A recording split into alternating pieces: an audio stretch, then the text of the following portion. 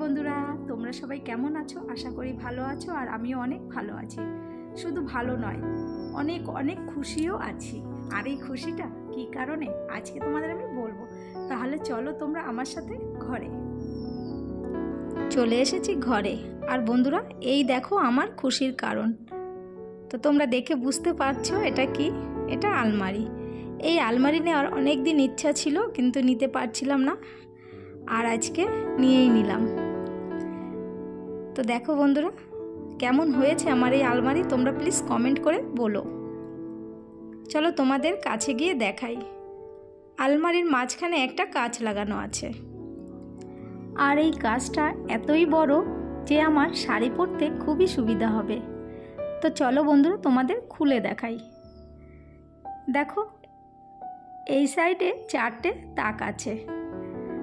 তাকগুলো খুব বড় বড়। আর নতুন আলমারিতে একটা কেমন গন্ধ হয় না, কাঠের, আটার।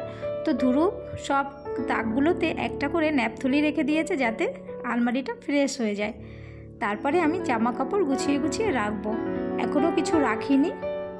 তো বন্ধুরা, এই সাইডে 4টে তাক, আর এই সাইডে দেখো বড় একটা তাক আর ছোট 3টে। তো অনেক অনেক জায়গা ভিতরটায়, দেখো অনেক জামা কাপড় ধরবে। আর এই সাইডে একটা লকার। তোমাদের কেমন লাগলো তোমরা প্লিজ কমেন্ট করে কিন্তু জানিও। আমার তো বেশ ভালোই লেগেছে, ভালো বলতে খুবই ভালো লেগেছে।